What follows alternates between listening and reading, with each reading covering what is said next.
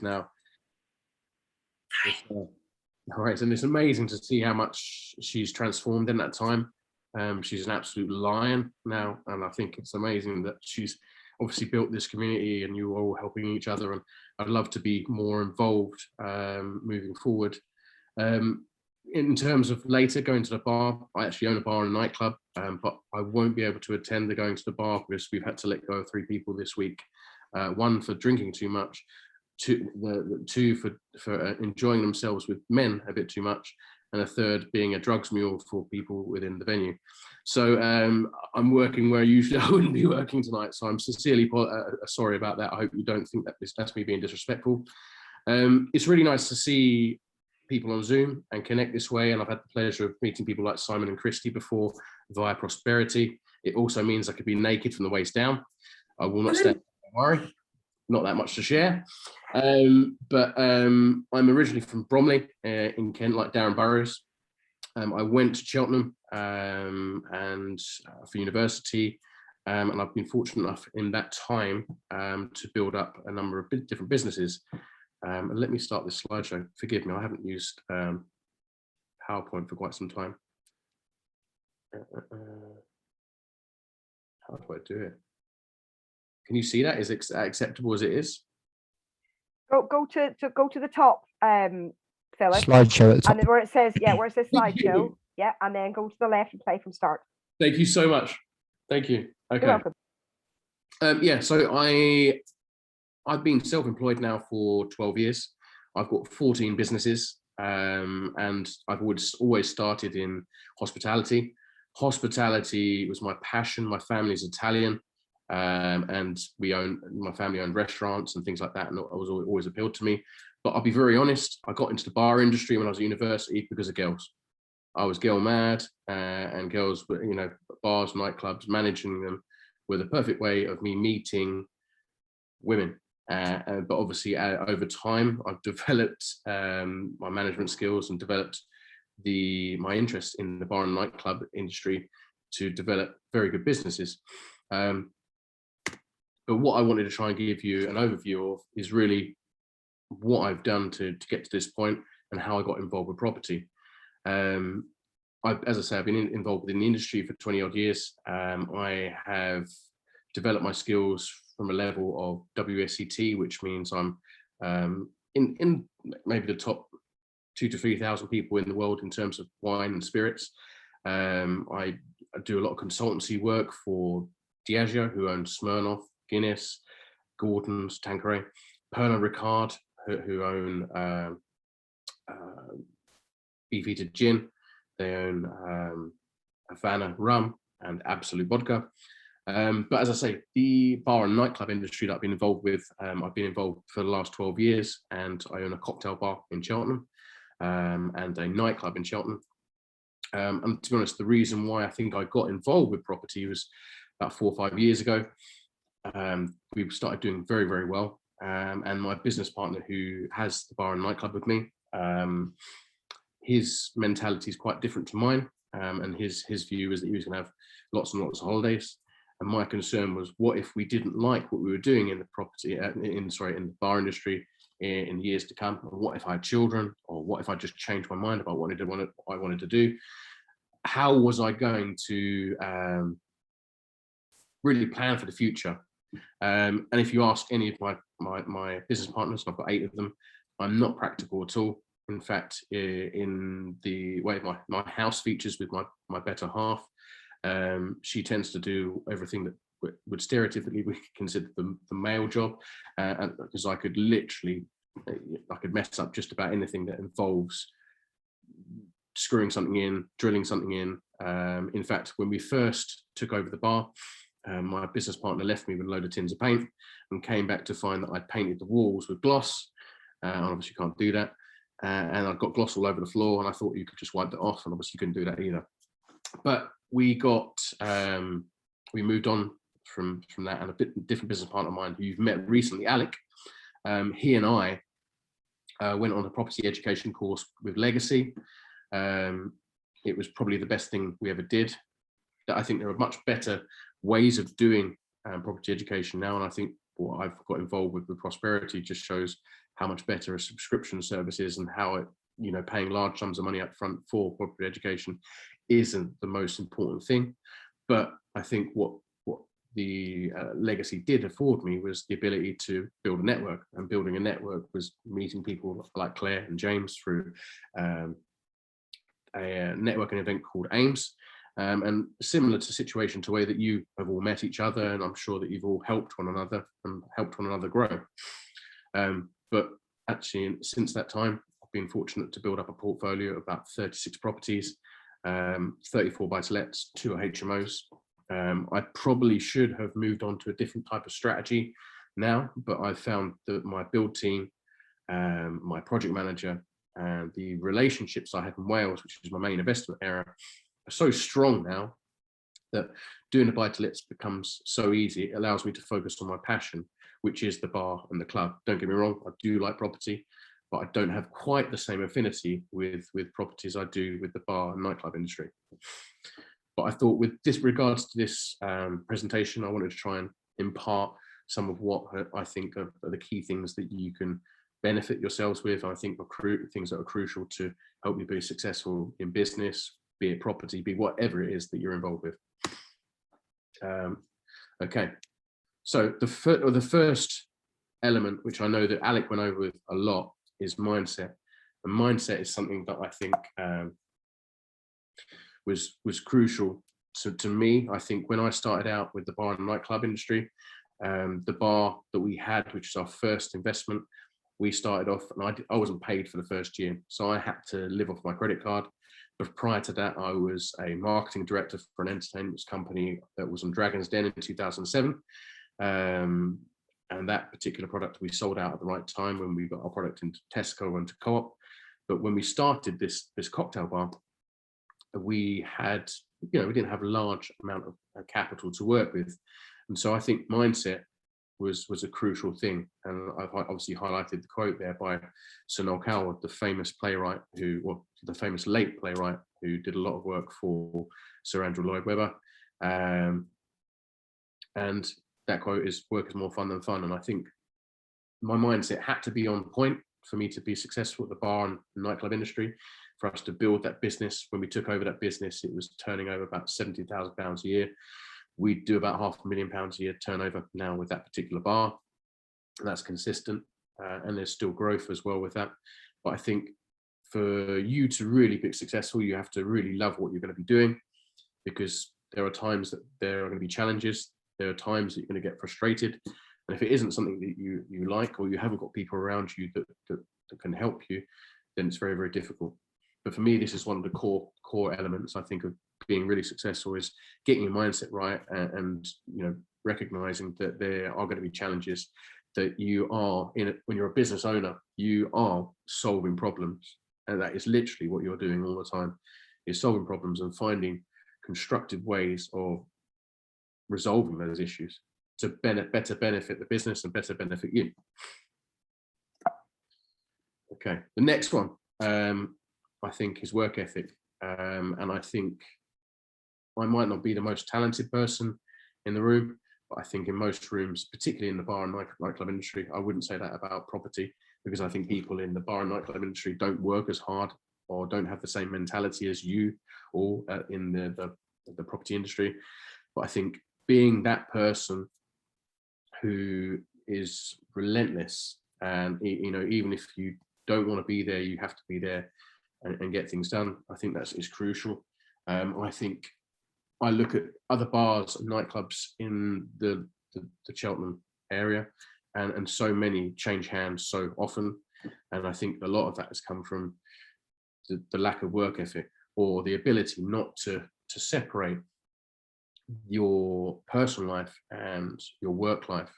And I think there's a lot of imbalance with certain people in the bar industry, because their work ethic doesn't match what is necessary to be successful. And I think, you know, I meet people in the property industry and these property networking events, and I have to say that I find people take this industry far more seriously than the bar industry. I think a lot of people think that you can just open a bar and it will work, and it just isn't the case. But I think the caliber of who I've met in my time in the property industry, those people have that mindset and are able to apply that work ethic to succeed. Network, this EIP is the perfect example of why network is so important.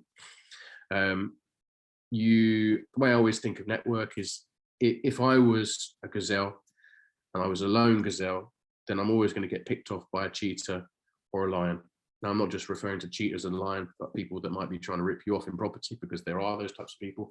I think I look at the way network has helped me try and avoid bad builders, to avoid agents that don't do what they're meant to do, or even solicitors that don't seem to be as capable with lending products like bridging. I think your network really is your net worth, and I think it's so applicable to expand and deliver a good network for you and for anyone that you're associated with. And I think with the network, whilst you were all doing your introductions, I was hastily adding as many of you as I could on Instagram, on LinkedIn, with my sole intention to connect and remaining connected with you. In fact, I've written a page of notes on the different things that you all do. Nick, Vint, for instance, your sourcing and your SaaS development sounds incredibly interesting, and I think that it's lovely to see and hear what everyone else gets up to. But without this tool that we have, which is networking, none of that would be possible. So I think for me, one of the crucial areas that has really helped me develop is this network, because I think within a network, you will always find someone that you will need help, that you are able to help with. Communication. I think this is probably one of my strongest skills, and I think that without being good at it and being a strong communicator, I think you can really suffer. I think in the time, I suppose I'll give an example of communication. I think like when we try to get bookings for a venue for the bar or the club, be it for a wedding, be it for a coming out party, be it for a gender reveal, a birthday party, whatever it is, I have a client base of people that I know and I've got as my network. And on Facebook, for instance, in the local Cheltenham area, I've got about 3,000 people that I'm connected with. Obviously, there's that useful tool that you've got on Facebook where you can select people's birthdays. And, if you had that ability to go through the birthdays and then select people that had birthdays coming up and make contact with them, by all means, you could get those people to want to have a birthday with you.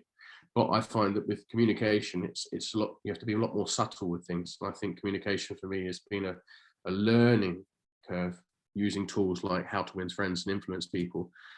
So if I knew that there's someone that has a birthday party birthday in about 3 months' time, and I know that they are someone that is very likely to want to party with us, but if I messaged them directly and I hadn't been in contact with them very recently, and all I went on about was, would they like a party? It's very unlikely they're going to want to book with me. So it'd always be about putting the groundwork in to build that relationship via the communication, maybe get in contact with them 3 months before their birthday even is, to touch base about how they've been, look through their social feed, see what things have come up in their lives or what you found out from friends of theirs, so that you could communicate in a way that isn't all about you and what you want. And I think that is often a skill that is forgotten by people. Attention as a currency. And now Claire has insisted that I show you a video that Alec and I did recently. So I will share that in a second. If I'm honest, I hate social media. I know who my friends are.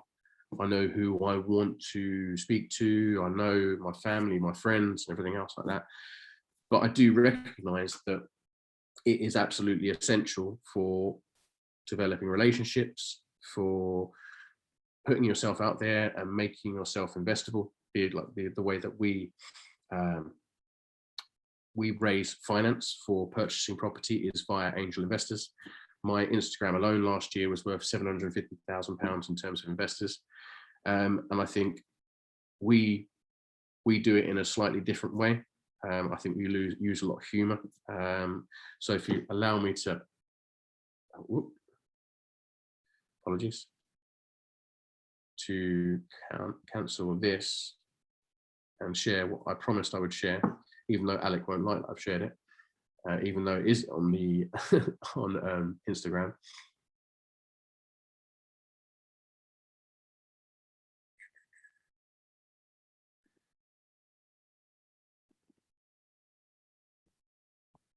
Can you see that?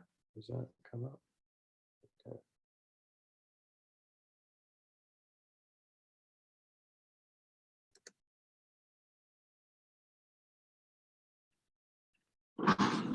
When we finish our refurbs, we get so much satisfaction. Push me, and then just touch me, till I can get my satisfaction. Push me, and then just touch me, till I can get my satisfaction.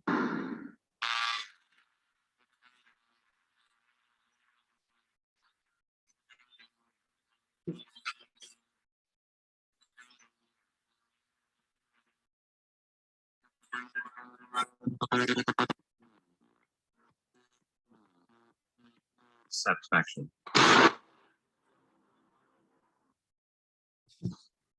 So, yeah, obviously the female legs, those were mine. I had shaved my legs for the purpose of that, but I was a bit embarrassed about showing the rest of my body. Let me just start share again.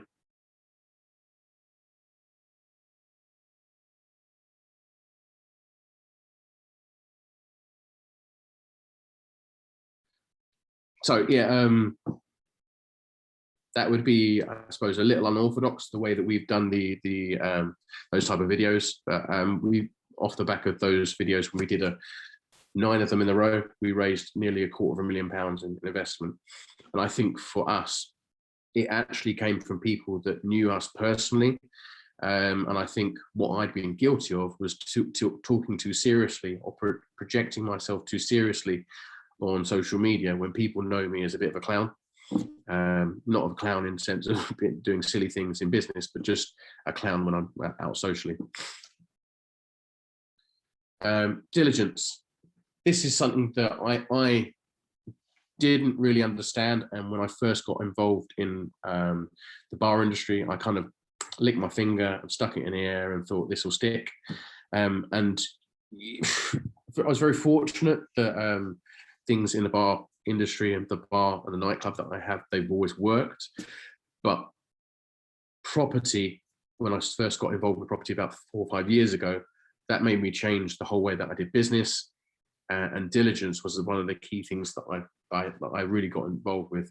And I've got 13 clients at the moment that I'm helping with buy-to-lets at present. And it's one of the things that I bang on the most about. And in fact, one of them, who I won't name personally, he avoided the diligence element of the purchase that he was looking at, which he was looking at purchasing property via auction.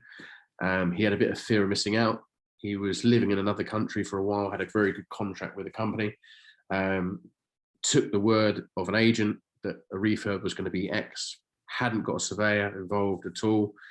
And then when he got the keys for that particular property, the estimate that he'd put together for about £20,000 came to about £48,000 and changed the complexity of the deal completely. You know, was I happy that the agent had said that he was, the refurb was X? Of course not, no. And I'd introduced him to this agent, but ultimately, diligence is something that we have to undertake ourselves. And unfortunately, we were able to mitigate that situation. He did buy a level at the auction that meant we could do the refurb and turn the money around. And fortunately, it was his own money that he put into the deal. And we've been able to flip that property for about a £15,000 profit. But I can't impart this enough, that diligence is such an important part of what you do in property. I think you can get away with more in bars because bars are more forgiving. It's funny, actually, the way I look at the bar and the nightclub industry, I have this fortunate paradigm where my bar and my nightclub basically allow me to live, and I get this cash flow every week. Whereas the property companies that I have, our strategy is building and building and building and building the portfolio. And in fact, we haven't taken any money from any of our companies for the last 5 years, with the sole intention of having a bigger and bigger pot of properties that we can come to when we come to the time that perhaps I don't want to be involved with the bar and nightclub industry. But again, diligence is something that I can't impart more enough, that a lot of people just ignore, and it's that behind the scenes work that doesn't look as sexy, but it is absolutely essential. Your why. I think this is crucial, and I look at when I'm trying to assist new clients that I have in property, that I help teach in property, is understanding why they're doing something. And I think I have one client who is just fixated on buying new trinkets. He's got a couple of Rolexes, he's got a very nice car, and everything is about what he has. But for me, when there's been some issues for him to resolve, those trinkets that he's bought himself haven't been as useful to him, and in fact they've ended up being a hindrance. He's like, why have I bought these things? If I hadn't bought this, that, or the other, I'd actually have more money. So I think for you to be successful, you need to understand what your why is. And I've presently got a trust in place for my nephews, nieces, godsons, and goddaughters. Whenever I maybe don't want to get on with what I'm doing, I always think, well, they're little, defenseless, helpless. They're not in difficult situations with the parents. Don't think that that's the way at all. But I think whenever you have a situation that you might not want to deal with, I think having a why, a reason for doing X, Y, and Z that is really strong is really, really important. Yeah, forgive me. Any questions? It's amazing, thank you. Yeah, I was unsure which video to send you, but to show you, but there were a few others that were a little bit risque, and I remembered that in a few of them we've sworn a few times. And I appreciate you having the rules there at the start, because I do swear quite a lot, so it was quite difficult for me to. Can I just wait till the after party? Say, I was going to say, Philip, stay till after 10 o'clock. Philip, I love that. I love that, because as you can see, I have no shame when it comes to making an absolute ass out of myself.